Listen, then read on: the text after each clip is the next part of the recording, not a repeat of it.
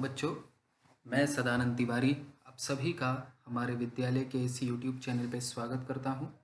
बच्चों, इसके पहले वाली कक्षाओं में हमने रुचिरा पाठ्य पुस्तक में से पाठों को पढ़ा है। आज हम इसी क्रम में ग्रामर में से एक टॉपिक को पढ़ेंगे, जो कि पहला विषय जो है हमारा वह है वर्ण विचार। जैसा कि आप देख सकते हैं लिखा हुआ है वर्ण विचार। वर्ण क्या होते हैं और उनके ऊपर क्या विचार किया गया है, ये हम इस वीडियो में देखेंगे और जानेंगे। तो चलिए शुरू करते हैं। वर्ण वर्ण के बारे में कहा गया है कि भाषा की सबसे छोटी इकाई वर्ण कहलाती है। वर्णों को अक्षर नाम से भी उच्चारित किया जाता है। उच्चारित यानी प्रोनाउंस किया जाता है। वर्णों के समूह को वर्णमाला कहते हैं। वर्ण दो प्रकार के होते हैं, पहला स्वर वर्ण, दूसरा व्यंजन वर्ण। अब वर्ण क्या है, इनको अक्षर नाम भी दिया गया है। अक्षर के लिए परिभाषा कही जाती है न क्षरति इति अक्षरा, यानी जिसका कभी क्षरण ना हो, यानी जो कभी समाप्त ना हो उसे अक्षर कहते हैं। ऐसा कहा जाता है कि अगर कोई भी हम वर्ण उच्चारित कर रहे हैं तो वो उच्चारण के बाद इस पूरे संसार में कहीं ना कहीं व्याप्त हो जाता है, यानी कहीं ना कहीं रहता है, लेकिन हमें पता नहीं चलता है, वो कभी समाप्त नहीं होता है, ऐसा माना जाता है हमारे पुराने आचार्यों के द्वारा। तो वर्ण जो है वो भाषा की सबसे छोटी इकाई है। भाषा यानी जो लैंग्वेज है, लैंग्वेज की सबसे जो छोटी यानी सबसे पहले हम जिसे पढ़ना शुरू करते हैं वो होते हैं वर्ण। वर्ण यानी लेटर्स, ठीक है।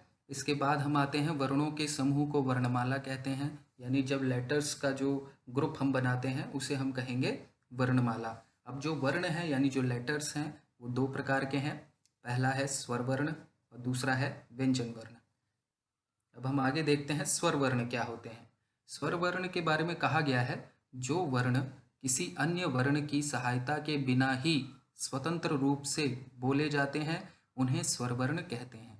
अर्थात स्वर वर्ण वे वर्ण कहलाते हैं जिन्हें बोलने के लिए हमें किसी अन्य वर्ण की आवश्यकता नहीं होती।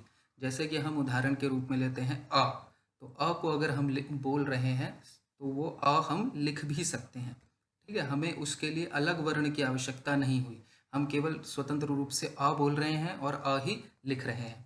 इसको कैसे देखते हैं, कैसे समझते हैं, ये हम आगे देखेंगे। अभी ये है स्वर वर्ण की परिभाषा। अब स्वर वर्ण जो है वो भी कुछ प्रकार के होते हैं। तो कहा गया है कि स्वर वर्ण तीन प्रकार के होते हैं। कौन कौन से प्रकार हैं उसके? एक है ह्रस्व स्वर वर्ण, दूसरा है दीर्घ स्वर वर्ण, तीसरा है प्लुत स्वर वर्ण। अब ये तीन प्रकार से हमें जो स्वर वर्ण है उसको हमने विभाजित किया है। अब ये तीन प्रकार के कौन कौन से स्वर वर्ण हैं वो हम देखते हैं। सबसे पहले हम स्वर वर्ण जान लें कि स्वर वर्ण होते कौन से हैं। तो आपके सामने ये दिखाई दे रहा है, इसमें बोर्ड में आपको दिखाई दे रहा है। पहला है अ, फिर है बड़ा आ, ई, फिर बड़ी ई, फिर उ, फिर बड़ा उ, फिर री, फिर री। संस्कृत में जो री वर्ण है ये एक्स्ट्रा आ जाता है, जबकि कि हिंदी में हमें ये कम ही दिखाई देता है। फिर है ए, फिर है ओ, फिर है औ।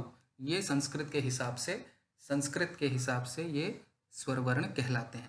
अब हम देखते हैं कि ये तीन प्रकार हमने जो बताए हैं, एक है ह्रस्व स्वर वर्ण, फिर दीर्घ स्वर वर्ण, फिर प्लुत स्वर वर्ण। अब ह्रस्व स्वर वर्ण क्या होते हैं, दीर्घ स्वर वर्ण क्या होते हैं, फिर प्लुत स्वर वर्ण क्या होते हैं, उनकी क्या परिभाषा है, कैसे हम उन्हें पहचानेंगे, ये हम आगे इससे समझते हैं। तो ह्रस्व जो स्वर वर्ण हैं उनके बारे में कहा गया है कि जिन वर्णों के उच्चारण में एक मात्रा का समय लगता है वे ह्रस्व स्वर वर्ण कहलाते हैं। यानी जब भी हम किसी लेटर को उच्चारित कर रहे हैं, किसी भी लेटर को प्रोनाउंस कर रहे हैं, तो उसमें हमें एक मात्रा यानी एक पल का समय लगेगा, एक सेकंड का समय लगेगा। एक मात्रा यानी एक पल ही समझ लीजिए मोटे मोटे तौर पर। तो एक मात्रा का समय जिस वर्ण को बोलने में हमें लगता है उसे हम ह्रस्व स्वर वर्ण कहते हैं। तो ये संख्या में कितने हैं? ये संख्या में 5 हैं। कौन कौन से हैं? अ, ई, उ, री, री। तो ये हम एक मात्रा में उच्चारित करते हैं हम इसे। अब अगला वाला प्रकार देखते हैं। अगला प्रकार है दीर्घ स्वर वर्ण। तो दीर्घ स्वर वर्ण जो हैं उनके बारे में कहा गया है कि जिन वर्णों के उच्चारण में दो मात्राओं का समय लगता है वे दीर्घ स्वर वर्ण कहलाते हैं।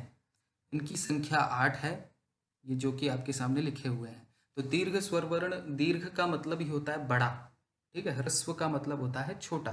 तो छोटा मतलब एक मात्राओं वाला, दीर्घ यानी बड़ा यानी दो मात्राओं वाला। तो तो जिस भी लेटर को बोलने में हमें 2 मात्राओं का समय लगे उसे हम कहते हैं दीर्घ स्वर वर्ण।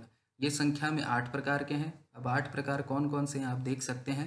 बड़ा आ, जब हम अ बोलते हैं छोटा आ, तो हम केवल कहेंगे अ, यानी एक मात्रा। बड़ा आ कहेंगे तो आ, फिर ई, फिर ऊ, री, ए, आई, ओ, औ। इस प्रकार से हमें इन लेटर्स को बोलने में अधिक समय का 2 मात्राओं का समय लेना पड़ता है, इसलिए इन वर्णों को हम कहते हैं दीर्घ स्वर वर्ण। तो दीर्घ स्वर वर्ण संख्या में 8 प्रकार की होती हैं और ह्रस्व स्वर वर्ण होते हैं संख्या में 5 प्रकार के। अब इसके बाद हम आते हैं अपने तीसरे प्रकार की ओर, जो कि है प्लुत स्वर वर्ण। प्लुत स्वर वर्ण की परिभाषा कही गई है, जिन वर्णों के उच्चारण में 3 या उससे अधिक मात्राओं का समय लगे वे प्लुत स्वर वर्ण कहलाते हैं। अर्थात हमें ये जानना है कि प्लुत स्वर वर्ण क्या होंगे जो दीर्घ स्वर वर्णों से ज़्यादा समय लेंगे। यानी अगर हम स्वर वर्णों में जो पहला प्रकार है ह्रस्व स्वर वर्ण, उसमें अगर एक मात्रा का समय ले रहे हैं या मोटे मोटे तौर पे कहें 1 सेकंड में बोल रहे हैं, तो दीर्घ स्वर वर्ण में हम 2 मात्राओं का समय लेंगे, यानी मोटे तौर पर 2 सेकंड का समय। और उससे अधिक सेकंड का समय या उससे अधिक मात्राओं का समय हम जिनमें लेंगे वे कहलाते हैं प्लुत स्वर वर्ण। तो इसका उदाहरण बहुत ही अच्छा इसमें दिया हुआ है, आप देख सकते हैं ओम लिखा हुआ है। अगर हम ओम वर्ण को अगर उच्चारित करते हैं तो आपने देखा होगा कि हम जब उसे जितना देर तक खींचेंगे ओम, तो हम उस ओ को बहुत देर तक खींच रहे हैं, मतलब उसमें हम और अधिक समय ले रहे हैं और अधिक मात्राएं उसमें जोड़ रहे हैं। तो वो जितना समय 2 से अधिक मात्राओं का समय जाएगा वो जो वर्ण है वो आ जाएगा प्लुत वर्ण की श्रेणी में। इसी प्रकार से एक साधारण से उदाहरण से भी हम समझ सकते हैं, जैसे कि सामान्यतः अगर हम किसी को बुलाते हैं दूर से तो हम क्या करते हैं, उसका नाम जोर से चिल्लाते हैं। जैसे कि अगर हम किसी व्यक्ति का नाम है राम और अगर हम उसे बुलाना चाह रहे हैं दूर से तो हम चिल्लाएंगे राम यहाँ आओ। तो हमने राम शब्द में जो रा है उसको खींचा है, उसमें जो अ है उसमें 2 मात्राओं से अधिक का समय लिया है। या म है जो लेटर है, म जो वर्ण है उसमें अधिक समय लिया है, 2 मात्राओं से अधिक समय लिया है। तो ये दोनों ही जो वर्ण हैं वो आ जाएंगे प्लुत वर्ण की श्रेणी में। तो इस प्रकार हमें इस प्लुत वर्ण के बारे में जानना चाहिए। तो चलिए अब हम आते हैं अपने अभ्यास कार्य पर। ये हमारा अभ्यास कार्य है जो कि ये पाठ 1 में या 2 में से लिया गया है, जिसके ये पहले या दूसरे क्वेश्चन है, जो कि एक है वर्ण संयोजन और एक है वर्ण विच्छेद। वर्ण संयोजन यानी होता है वर्णों को जोड़ना, यानी लेटर्स को आपस में जोड़कर लिखना। और वर्ण विच्छेद यानी होता है लेटर्स को आप अगर लेटर्स जोड़कर लिखे हुए हैं यानी शब्द के रूप में है तो उनको विच्छेद करना, यानी उनको अलग अलग करके हर एक लेटर को वहां पर लिखना।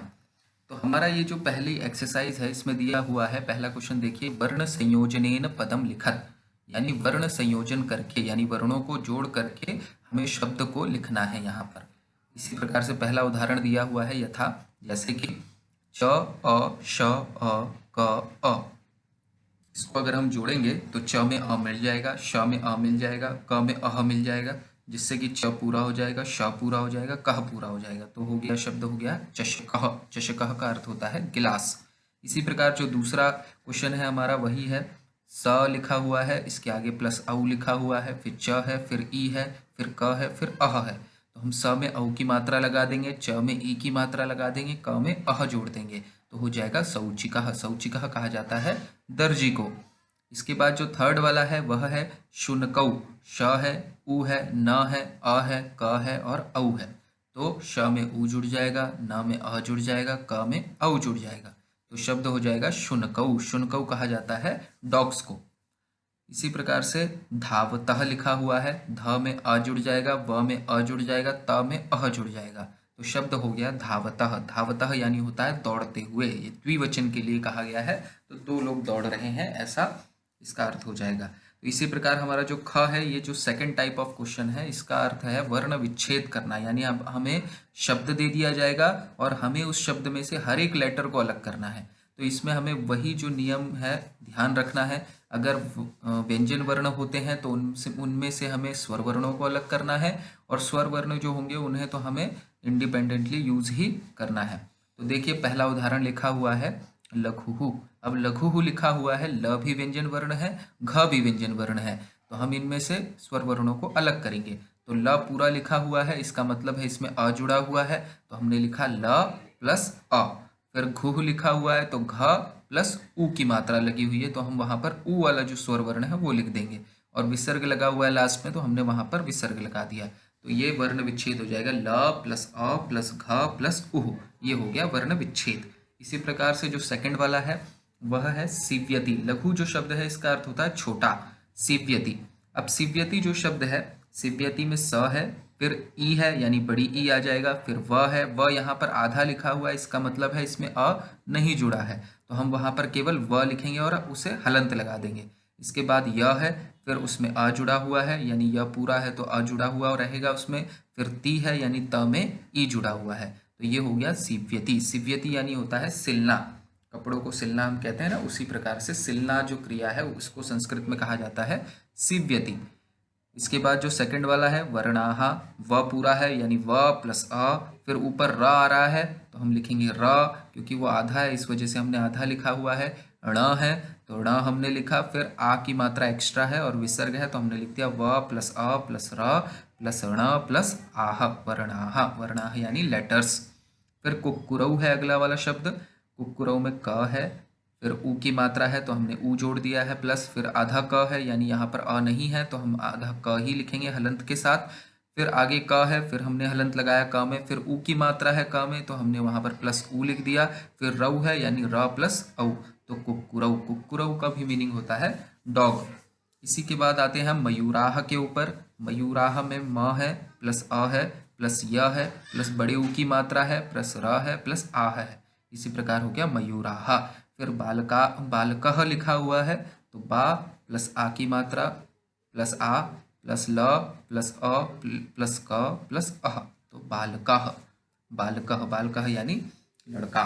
तो इस प्रकार से हमें अपने इस अभ्यास कार्य को करना चाहिए। तो ये हमारा ये पहला चैप्टर है, ग्रामर का पहला टॉपिक है जिसको आज हमने संपूर्ण किया, समाप्त किया। धन्यवाद।